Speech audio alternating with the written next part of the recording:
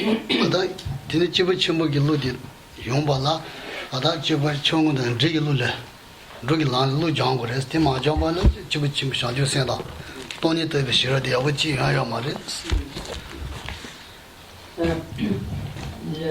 Michel a également parlé brièvement des pratiquants de motivation intermédiaire. Et pour pouvoir s'engager sur le chemin des pratiquants de niveau supérieur, il est indispensable au préalable d'entraîner son esprit sur le chemin des pratiquants de niveau inférieur et de niveau intermédiaire. À défaut de cela, il serait tout à fait impossible de développer l'esprit d'éveil et donc la sagesse.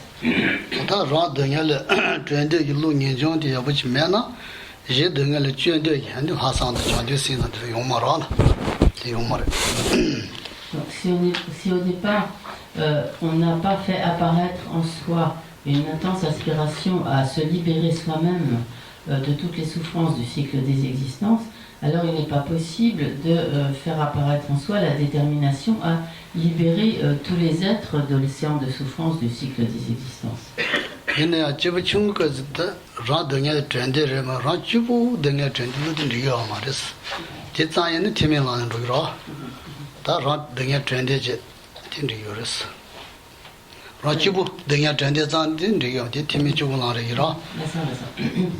Donc, arriver donc au niveau des pratiquants de motivation supérieure, il ne serait pas approprié de rechercher seulement sa propre libération du cycle des existences, sa propre libération de la souffrance, mais il faut également prendre alors en compte la souffrance de tous les êtres du cycle des existences.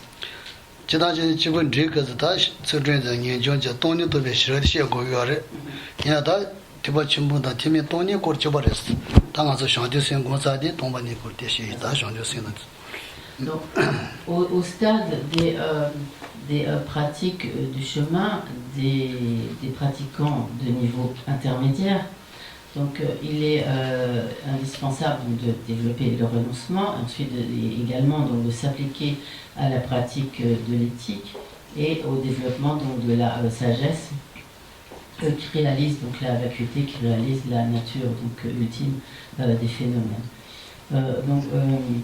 Au niveau de cette sagesse qu'il est indispensable de réaliser pour pouvoir se libérer du cycle des existences, c'est en fait cette même sagesse qu'il faut également développer sur le chemin donc, supérieur, le chemin donc, des bodhisattvas, lorsque l'on cherche à réaliser la perfection de l'état de Bouddha pour le bien de tous les êtres. Donc cette sagesse est la même, c'est pourquoi elle sera abordée plus précisément donc, dans le cadre des pratiquants des niveaux supérieurs, mais dans le cadre donc, des pratiquants au niveau supérieur, elle est expliquée après, donc, à la suite donc, du développement de l'esprit d'éveil, c'est-à-dire de cette détermination à obtenir l'éveil parfait d'un Bouddha, la perfection de l'état de Bouddha.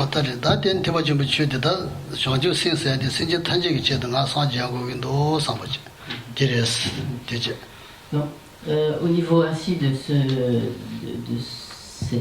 stade supérieur, donc de ce qui est le grand véhicule, cet esprit d'éveil consiste à se dire il faut absolument que je libère tous les êtres de la souffrance et que pour cela j'atteigne l'éveil parfait d'un Bouddha.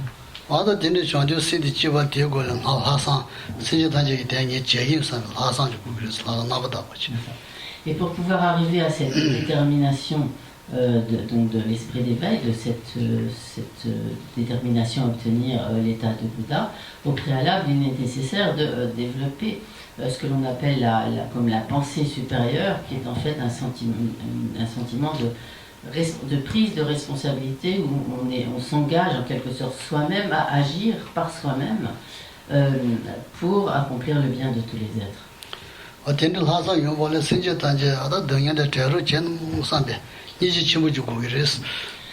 Pour que cette pensée supérieure, donc ce sens de responsabilité à l'égard donc du bonheur de tous les êtres puisse apparaître en soi, il est indispensable qu'au préalable on fasse apparaître en soi la grande compassion par laquelle on souhaite que tous les êtres soient libérés de leurs souffrances.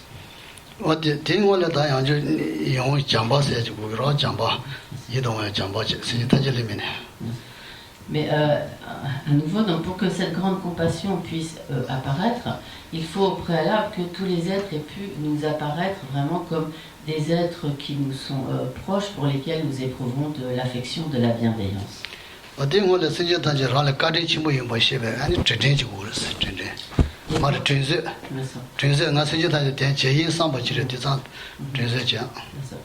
Et pour que ce sentiment donc d'affection, d'amour bienveillant, d'affection bienveillante à l'égard de tous les êtres puisse apparaître, il est important d'avoir au préalable pris conscience de la grande bonté que tous les êtres nous ont prodiguée.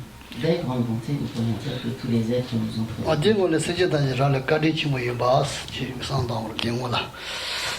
Non, excusez-moi, j'ai sauté une étape. Il faut, à ce stade, vouloir retourner à tous les êtres les grandes bontés qu'ils nous ont prodiguées. Et pour que cette détermination puisse apparaître, il est indispensable au préalable d'avoir pris conscience de toutes les bontés que tous les êtres nous ont prodiguées.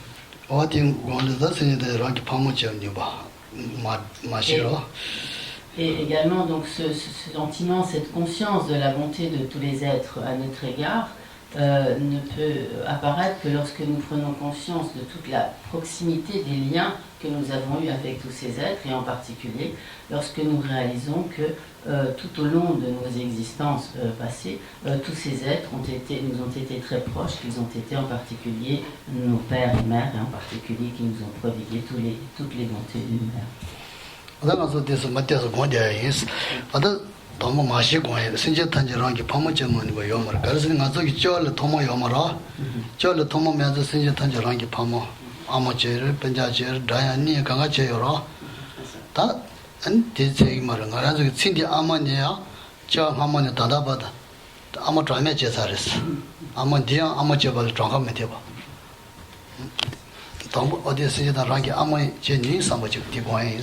Donc, lorsque nous nous appliquons concrètement à la méditation, à ce moment-là, nous appliquons à ces méditations dans l'ordre chronologique, que Sheila a expliqué dans l'ordre inverse pour nous montrer qu'est-ce qui découle de quoi. Et donc, dans la méditation, nous commençons par méditer sur le fait que tous les êtres ont été notre mère. En effet, donc, nous avons eu tout au long de notre existence, dans le cycle des existences, un nombre incalculable de naissances, et de telle sorte que tous les êtres ont été notre mère dans le cycle des existences. Et même lorsque nous prenons l'exemple de notre mère de cette vie, même notre mère de cette vie a été notre mère déjà de très nombreuses fois tout au long de nos existences passées.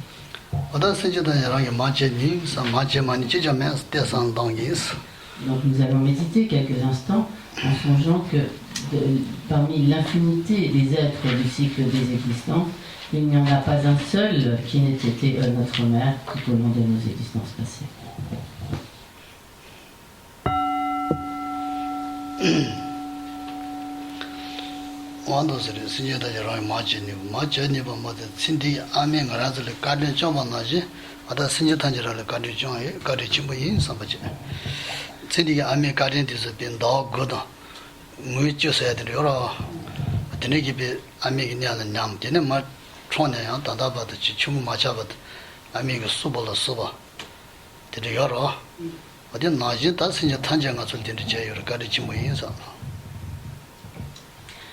Ainsi, non seulement tous les êtres ont été notre mère, mais lorsque nous prenons l'exemple de notre mère de cette vie, tous ces êtres nous ont prodigué les mêmes bienfaits, entourés de la même affection, de la même bonté que notre mère de cette vie.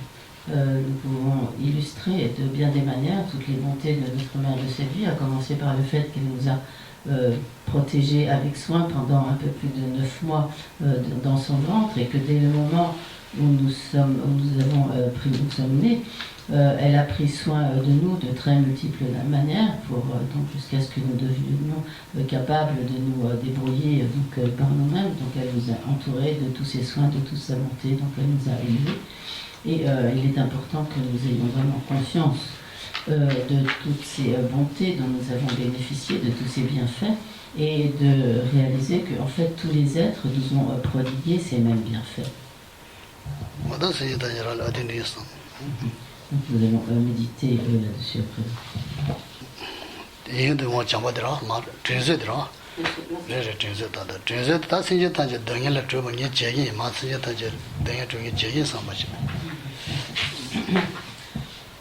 Nous en venons alors à l'étape suivante qui consiste à vouloir retourner à tous ces êtres leurs bienfaits, c'est-à-dire donc prodiguer à notre tour donc des bienfaits en soulageant tous ces êtres de leur souffrance.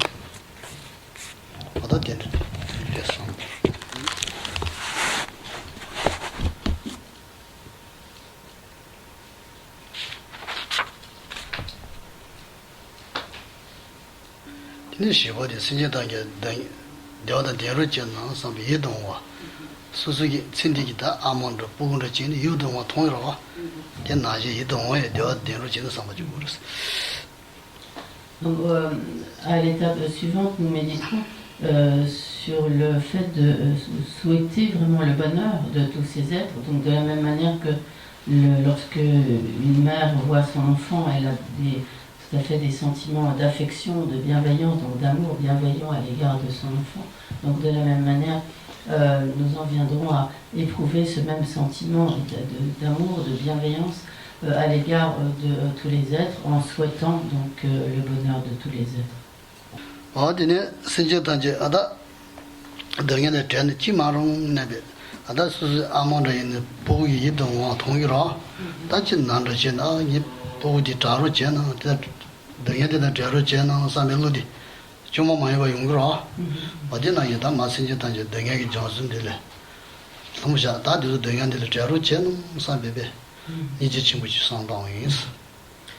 Et donc à l'étape suivante, de la même manière que par exemple si une mère voit que son enfant elle souffre gravement de la maladie, tous ses espoirs sont elle place tous ses espoirs dans le fait que son enfant puisse guérir de la maladie, être soulagé des douleurs de la maladie.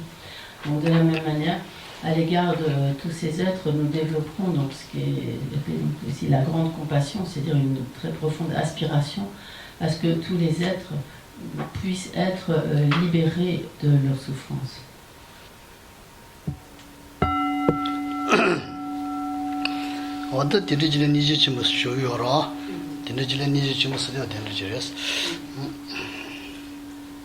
Cette pensée par laquelle on se dit, donc si seulement tous les êtres pouvaient être libérés de la souffrance, c'est ce qui est appelé donc ce que nous traduisons par grande compassion.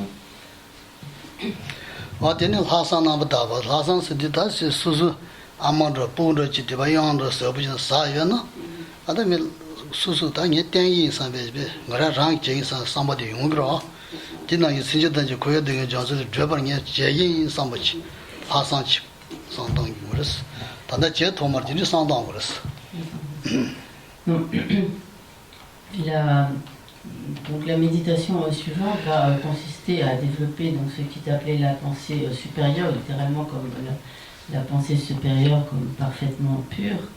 Elle est illustrée disons, par une situation. Si par exemple une mère voit que son enfant est sur le point de tomber dans un précipice, donc sans hésiter, elle va instantanément agir de manière à protéger son enfant et donc à le sauver de ce danger.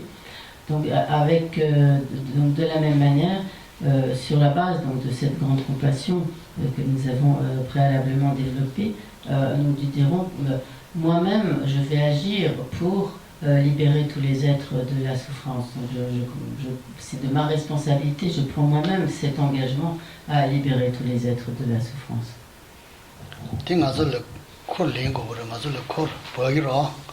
nga so le yen yo res sinje da rai ma je saro de Donc, à ce moment-là, nous considérons cela vraiment comme étant notre propre responsabilité d'agir pour libérer les êtres de leur souffrance. Nous en prenons vraiment l'engagement, la responsabilité.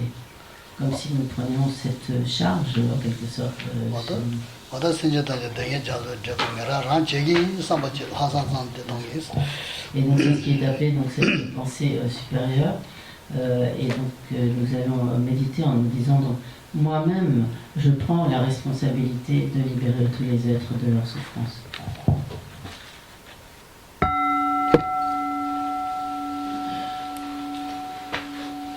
danda ngara zo hasan gombo re ma danda nga so sinje tan je ten je thogi ma ra sinje tan je ten par ja rang ten ta shin bu jang zo je tho ma ra À présent, nous méditons sur cette pensée supérieure en pensant que donc, nous nous chargeons de cette responsabilité de libérer tous les êtres de leur souffrance.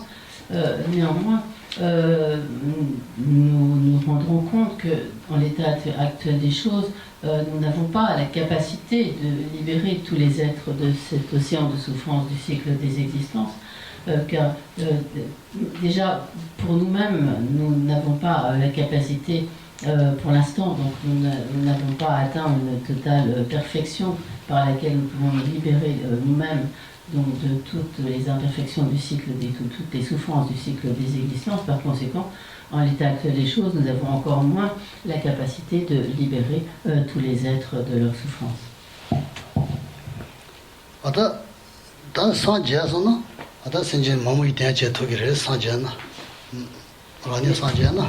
Mais alors nous réaliserons que si nous atteignons l'état de Bouddha, la perfection de l'état de Bouddha, alors nous aurons acquis la capacité de libérer un très grand nombre d'êtres de leur souffrance.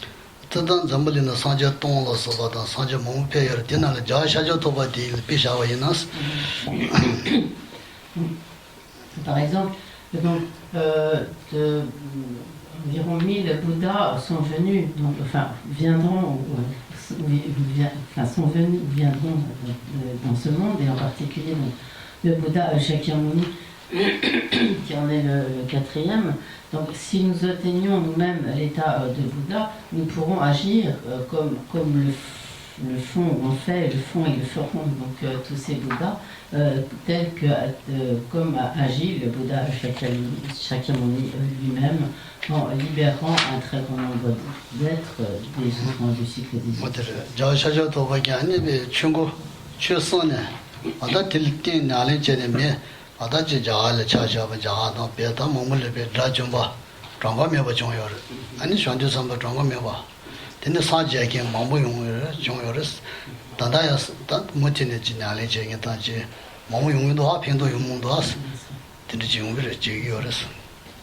En effet, lorsque le Bouddha Shakyamuni est venu en ce monde, donc il y a environ 2600 ans, donc il a, des expressions, donc fait tourner la roue du Dharma, c'est-à-dire qu'il a prodigué ses enseignements, et grâce à la mise en pratique donc, de ces enseignements, de nombreux êtres, que ce soit donc en Inde, au Tibet ou dans d'autres pays bouddhistes, de nombreux êtres ont obtenu la libération définitive du cycle des existences. Certains sont devenus des bodhisattvas, certains ont même donc obtenu la perfection de l'état de Bouddha, et ceci dans le passé, dans le présent encore, il y a de nombreux pratiquants donc, qui mettent en pratique tous ces enseignements du Bouddha et qui, grâce à cela, atteignent donc des grandes réalisations, continuent de se libérer du cycle des existences, de devenir des bodhisattvas, voire d'atteindre la perfection de l'état de Bouddha.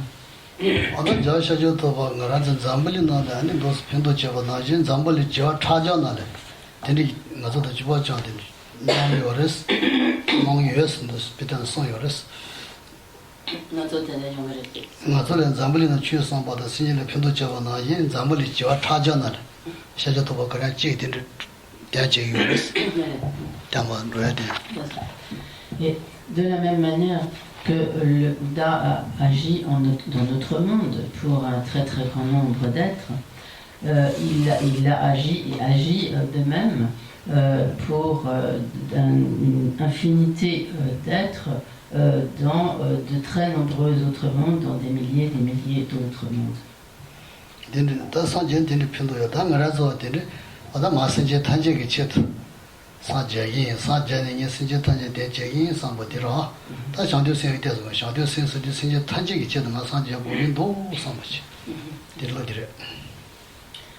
Donc, nous penserons dès lors que si nous-mêmes nous atteignons l'état de Bouddha, nous pourrons, comme le fit le Bouddha Shakyamuni et comme le font donc tous les Bouddhas du présent, comme on continue de le faire, le Bouddha Shakyamuni également, nous pourrons agir pour le bien d'un très grand nombre d'êtres, libérer une infinité d'êtres de leur souffrance.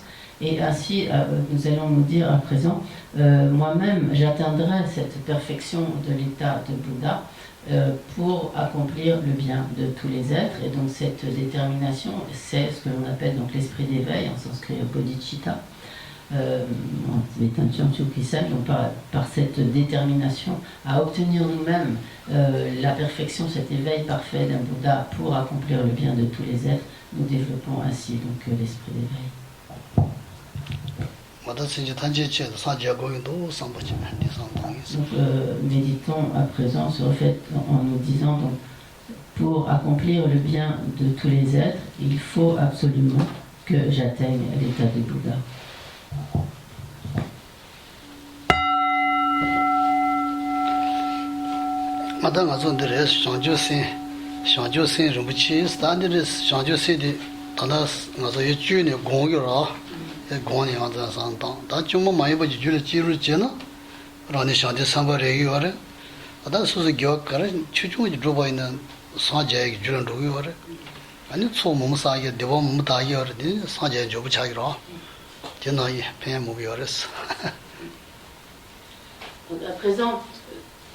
À présent, lorsque nous méditons ainsi sur l'esprit d'éveil, donc nous engendrons en nous cet esprit d'éveil. Toutefois, cela reste de manière très artificielle. Nous sommes obligés donc d'avoir recours à de nombreuses réflexions, etc., analyses, pour faire surgir en nous donc cette détermination de l'esprit d'éveil qui est donc à un stade que l'on appelle artificiel.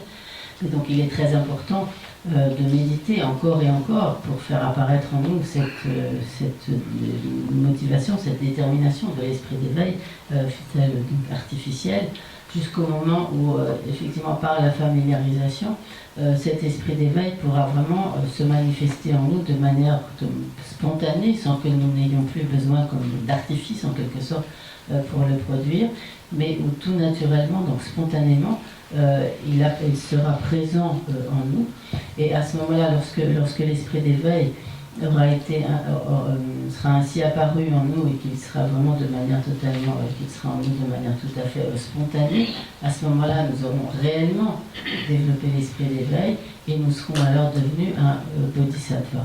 Et une fois que l'on a réellement développé cet esprit d'éveil de manière donc, non artificielle, lorsqu'il est devenu vraiment une réalisation spontanée, toutes les actions vertueuses, positives que l'on a accomplies deviennent alors des causes de notre obtention de l'éveil parfait d'un Bouddha, de la perfection de l'état de Bouddha. Et donc en même temps, tout ce que nous accomplissons sur la base, nos pratiques positives, toutes nos activités positives sur la base de cet esprit d'éveil, nous permettent de très grandes accumulations de mérites, donc d'énergie mentale comme positive, vertueuse, et en même temps nous permet de purifier de nombreuses empreintes d'actions négatives.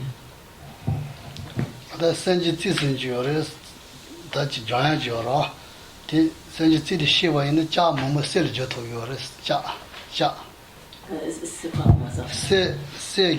지 자야지 요레스 센지티신지 디시손 자모모디 세르 줘야 요레스 자 센지티디 주 시바이나 나와초다스 아니 샤주신 라지레 연노 아당가라즈 메자린데 사자고 보토일레 조토기레스 도디시에잔데 다 모시 자세르 줘야 샤주신 연노 자세르 조토바 나지 나서기 메자린데 사자고 보 조토기레스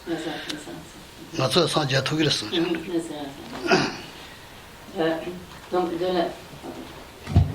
De la même manière que, disons, par certains, ce que nous appelons, nous, dans notre tradition, comme la pierre philosophale des alchimistes, qui permet de transformer, donc je le transpose en quelque sorte, mais ça revient au même. Donc, ce qui permet de transformer en or un métal vulgaire, donc à partir d'un fer tout à fait ordinaire, donc cette pierre philosophale ou autre substance, permet de transformer donc ce fer, ce métal vulgaire en or précieux. Donc de la même manière, cet esprit d'éveil, donc bodhicitta, c'est ce qui permet de transformer les agrégats impurs, conditionnés que nous avons pris dans cette vie, puisque nous avons pris naissance par la force du karma, des facteurs perturbateurs de l'esprit, donc de ce corps qui est comme de nature impure. Donc, pour revenir à l'essentiel, donc, cet esprit d'éveil, c'est ce qui nous permet de transformer ce corps impur en le corps parfait d'un Bouddha. 아데니 책임 말은 거라서다 신디기 대다다 심모 강한 상대 신디 용그레스 다정아 저다 신디를 주부에 하다 매를 뭐지 도야다 타바도 해줘라 강한 샤를 용으로.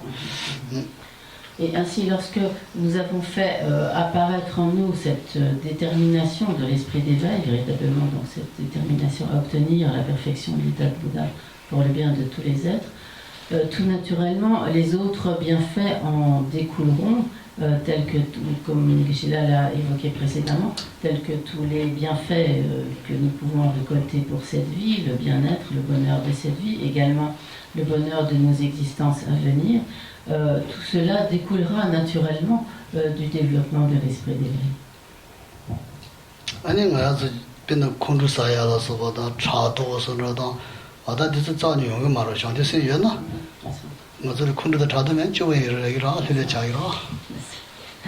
Donc, par exemple, une fois que l'on a développé cet esprit d'éveil, alors que de manière habituelle, nous pouvons être souvent sous l'emprise de la jalousie ou de la colère, etc. Mais une fois que l'esprit d'éveil domine totalement notre esprit, alors il n'y a plus du tout de place ni pour la jalousie, ni pour la colère, ni pour ce genre de perturbation mentale. Et nous comprenons aisément que si nous n'avons plus, ne serait-ce que plus ni jalousie ni colère, alors nous serons vraiment beaucoup plus heureux.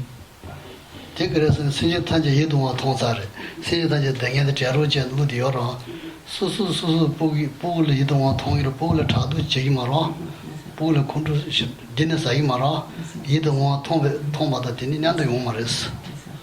En effet, arrivé à ce stade du développement de l'esprit d'éveil, lorsque nous avons ainsi développé l'esprit d'éveil, donc tous les êtres nous apparaissent comme des êtres envers lesquels nous avons de la bienveillance, comme nous avons de l'affection, de la bienveillance pour nos enfants. Donc, tout naturellement, nous souhaitons le bonheur de ces êtres, nous souhaitons qu'ils soient séparés donc, de la souffrance, qu'ils ne souffrent pas, etc. Donc, à partir du moment où nous sommes animés par ce genre de sentiments, nous ne pouvons plus avoir ni colère, ni haine, ni jalousie à l'égard des êtres, de la même manière que lorsque nous avons donc, de l'affection, de la bienveillance à l'égard de notre enfant, nous n'allons pas avoir de jalousie envers notre enfant, ni de haine. Nous pouvons avoir parfois une irritation, mais nous n'aurons pas donc une profonde haine à l'égard de l'enfant pour lequel nous avons de l'affection. 아마 자갈랑 고물로 얘기 저 뭐뭐 요르디 칼라 사야메 버체 아니 차데 셀레트 주 대존에 아니 셀라들 땅요르스 아니 바든 다 잡아야 고마게 칼라죠 림부tin 바주 림부tin 지는 뭐죠 저러다 맞게 요르스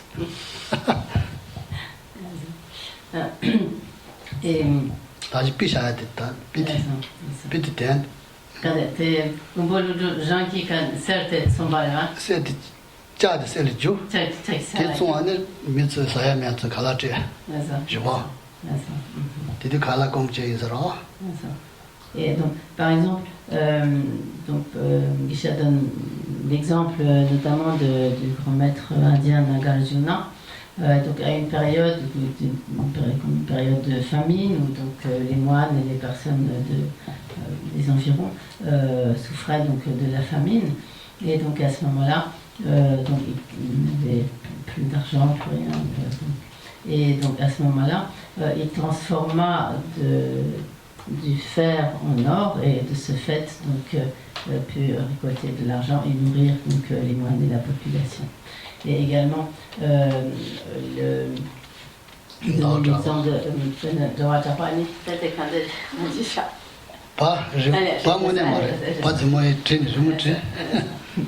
et donc également je cite l'exemple de le maître Chandrakirti, qui effectivement dans une période de manque de disette, il dessina une vache et en fait il put traire la vache et de ce fait distribuer du lait à tous. Enfin, du fromage, etc. Du lait.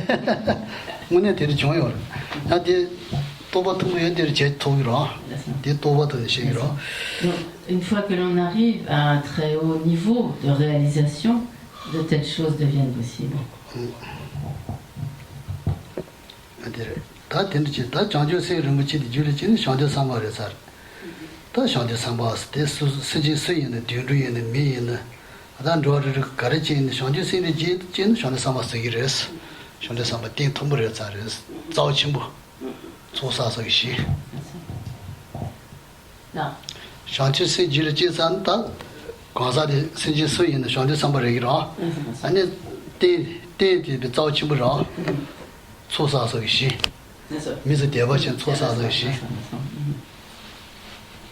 Et une fois que l'on a ainsi développé en son esprit ce précieux esprit d'éveil, alors on devient vraiment comme un être, disons, digne de respect, digne comme un champ, littéralement comme un champ d'accumulation de mérite pour tous les êtres. C'est-à-dire que lorsque des bodhisattvas font l'objet de la vénération des autres êtres, par cela, les êtres accumulent donc de nombreux mérites, donc des énergies positives. Et ainsi, lorsqu'un être devient un bodhisattva, quelle que soit sa condition d'existence, il devient vraiment donc digne des offres, de faire l'objet d'offrandes et de la vénération de tous les êtres, et par cela, les êtres donc accumulent des mérites.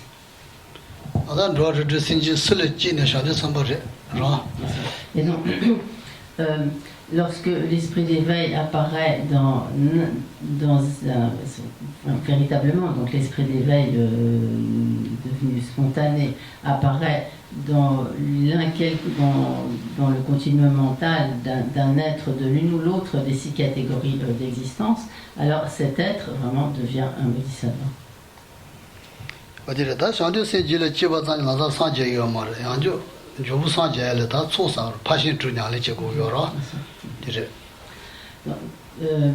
Donc il est, pour atteindre donc l'état de Bouddha, il est indispensable de faire apparaître en soi cet esprit d'éveil, mais pour autant, par le développement de cet esprit d'éveil seul, on n'a pas atteint l'état de Bouddha. Pour pouvoir ensuite atteindre l'état de Bouddha, il est nécessaire de s'appliquer à toutes les pratiques donc des bodhisattvas, et donc en l'occurrence aussi ce qui est appelé les 6 perfections, donc qui sont les 6 perfections des pratiques ou de la conduite des bodhisattvas, grâce auxquelles donc les bodhisattvas peuvent atteindre la perfection de l'état de Bouddha.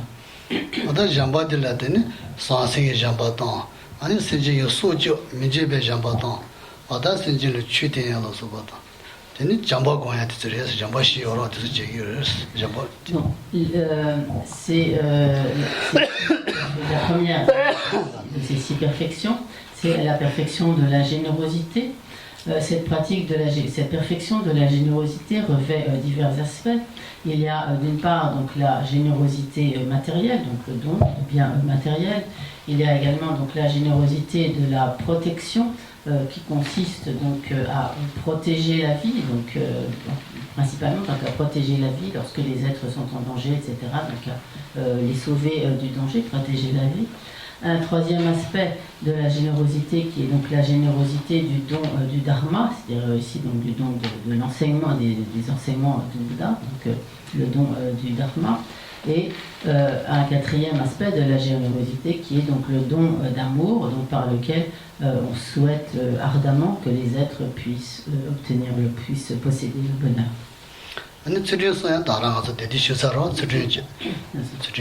Donc ceci pour la première des 6 perfections qui est donc la perfection de la générosité. La deuxième des 6 perfections, c'est la perfection de l'éthique dont Geshe-la a déjà dit quelques mots précédemment.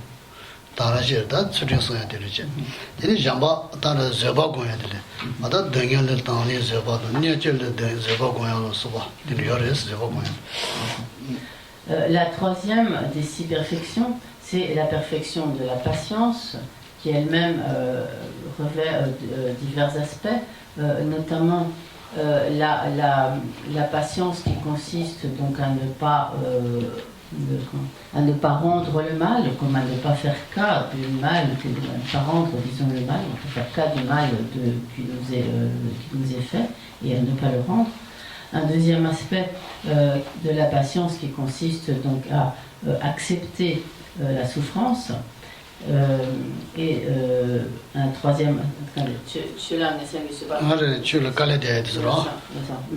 Et un troisième aspect de la patience qui consiste à être capable de supporter les difficultés liées à la pratique du dharma, donc à être patient en quelque sorte dans la pratique du dharma et accepter les difficultés impliquées par la pratique du dharma.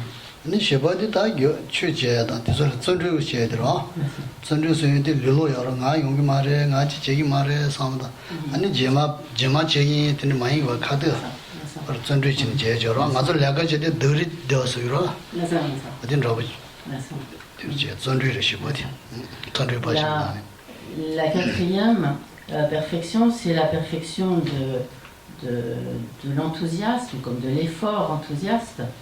Donc, de manière générale, dans le cours de notre vie, pour atteindre certains objectifs, nous faisons donc certains efforts. Ici, il s'agit des efforts tournés donc vers la pratique du dharma. Littéralement, donc, cet enthousiasme consiste en fait à se réjouir dans la pratique de ce qui est vertueux. Et donc, il s'oppose par exemple, à des formes de découragement, où on pourrait se dire, mais je n'y arriverai pas, je ne suis pas capable, je n'ai pas les possibilités, etc. Donc, en quelque sorte, se dévaloriser et se décourager et penser que donc, on n'y arrivera pas. Cet enthousiasme va s'opposer à ce genre d'obstacle. Également, une autre attitude qui peut je suis fâchée avec ce mot, la procrastination, qui consiste à toujours remettre à plus tard. Donc nous avons toujours tendance à nous dire, mais je ferai ça plus tard, je pourrai m'appliquer plus tard à la pratique, etc. Donc cet enthousiasme, cet effort enthousiaste dans la pratique du dharma, c'est ce qui va nous permettre aussi de contrer cette attitude de toujours vouloir remettre à plus tard.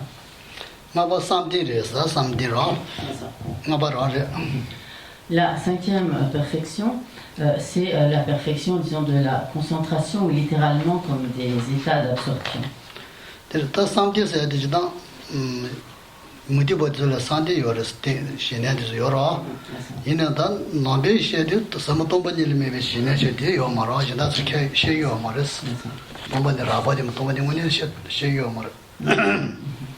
Donc cette pratique de la du samadhi, des états d'absorption, cette pratique est également commune à certaines traditions non bouddhistes de l'Inde. Chez les hindous, par exemple, ces pratiques existent également. Néanmoins, dans le cadre de la pratique bouddhiste, cette pratique donc, du samadhi, de la concentration, se distingue par le fait que elle a essentiellement pour objet la vacuité, et donc par exemple les autres traditions non bouddhistes ne s'appliquent pas, donc n'ont pas cette pratique de la concentration qui a pour objet donc la vacuité. Donc Geshe-la donnera ensuite des explications sur ce qu'est cette vacuité.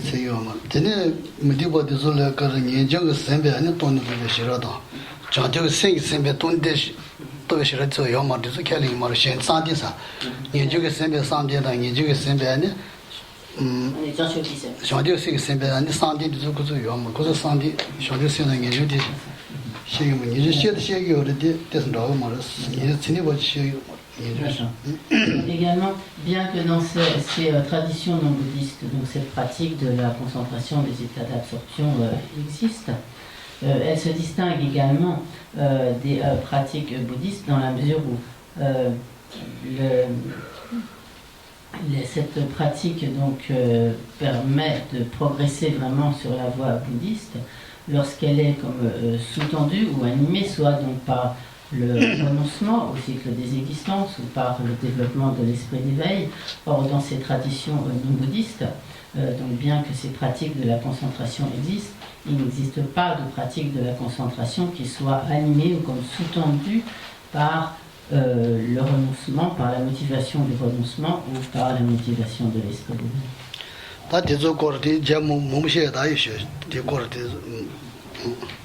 Donc il y aurait beaucoup de choses à dire à ce propos, mais nous laissons ça de côté pour l'instant.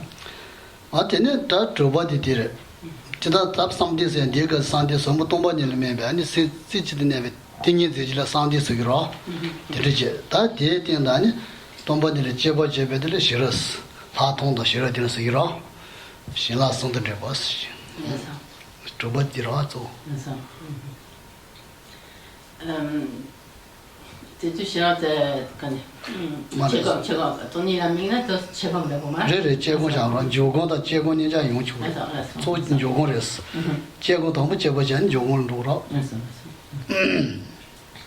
et donc, dans le cadre donc, de la pratique des pratiques bouddhistes et donc de ces perfections donc, des bodhisattvas, tout particulièrement, le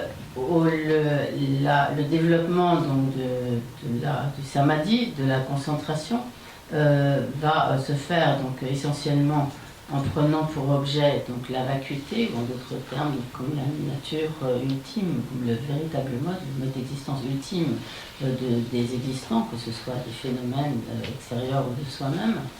Et lorsque donc à ce moment-là, donc cette pratique de concentration, donc c'est une méditation donc de concentration, et lorsque l'on va et dans le cadre donc, de cette pratique, cette concentration aura pour objet donc, la vacuité, et lorsqu'on adjoint à cette pratique de la concentration la sagesse, une forme de sagesse qui est analytique, qui va analyser l'objet qui a été saisi par le samadhi, à ce moment-là, cela devient comme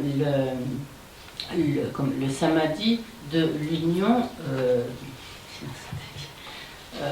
de la vue supérieure et du samadhi.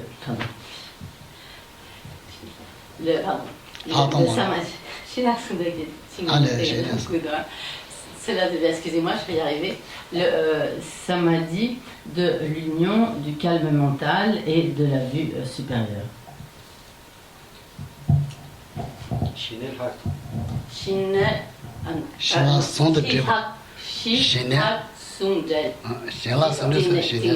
Shi pour Shinet, Hat pour Haton. Sungel, c'est uni. Qui Tingezi. Voilà. Le samadhi de l'union du calme mental et de la vue supérieure. Ensemble.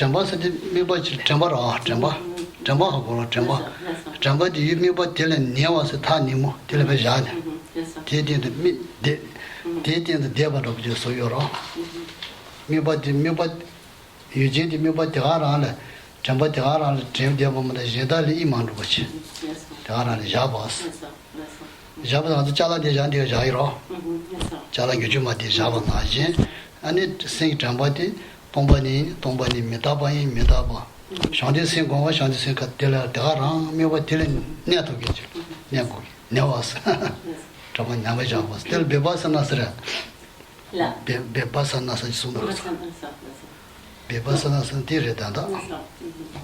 Donc pour ce qui est donc de Vipassana, donc qui est littéralement donc en tibétain c'est comme Chamba Nyore Jaba.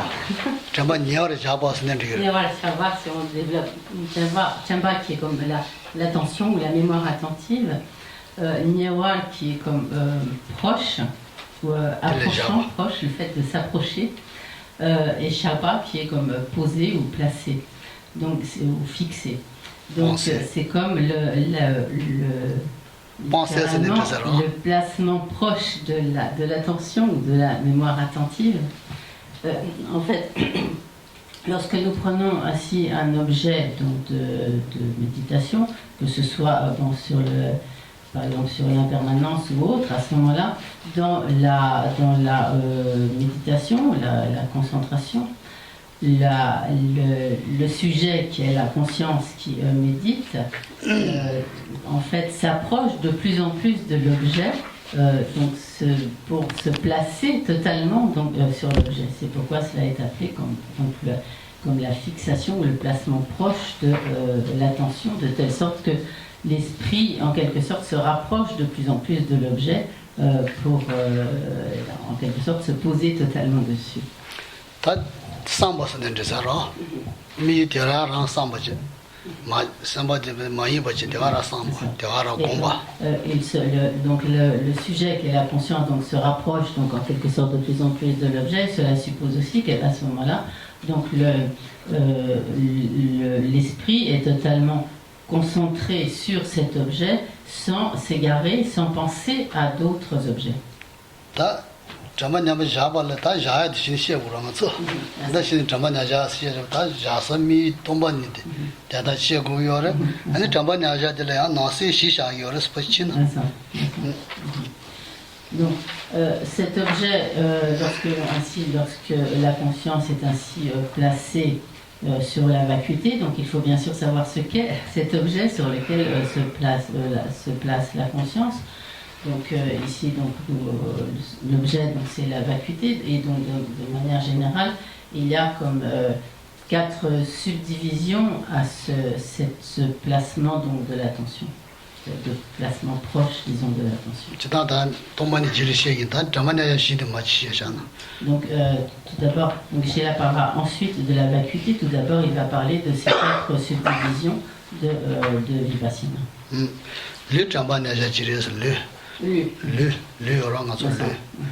Donc il y a tout d'abord parmi ces 4 subdivisions, donc il y a tout d'abord donc comme l'attention au corps.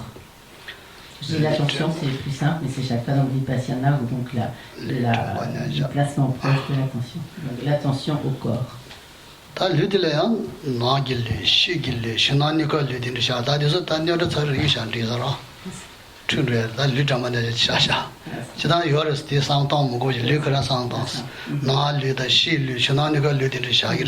Donc, juste pour mémoire, chez la cite subdivision de cette attention au corps, il ne va pas rentrer dans tous ces détails, mais simplement pour que nous l'ayons entendu.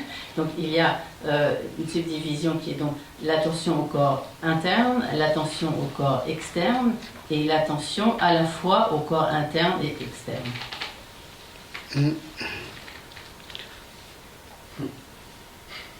Ceci juste pour les citer, mais je ne vais pas rentrer dans le détail.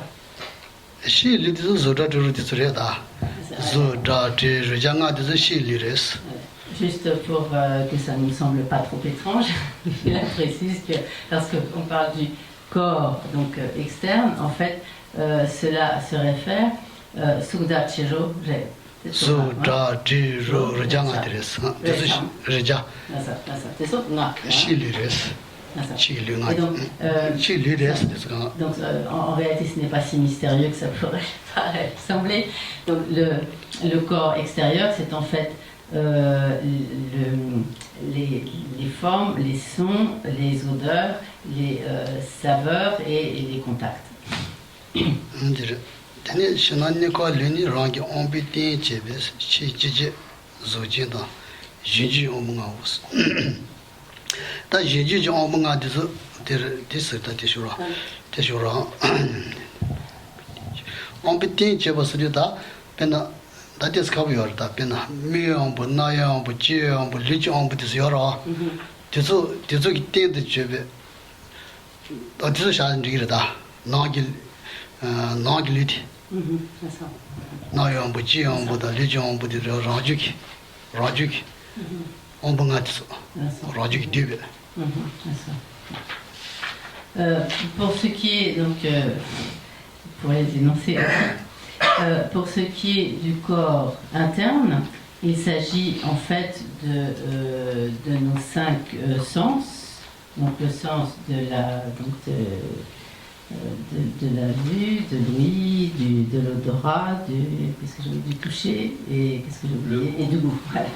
아니 근데 라기 안싱아요라 안싱아기 띵데 집에 아즈랑아데 나기리 예선도 요르스 랑 안싱아요 미시치서기 조주어라 티 나기리 샤한데 요르스 저선 샤초 요르스 대소양 샤초 나기리 그래서 나기리 예스 라주기 엉봉하기 띵데 집에 조다 지르장아데요 나기리스 Et donc, on peut également considérer comme corps interne ce qui, dans notre corps, est en quelque sorte comme la base ou le support de des facultés sensorielles. Donc, peut-être on peut dire comme les organes sensoriels. Mais donc, ce qui est littéralement, c'est comme le support des facultés sensorielles.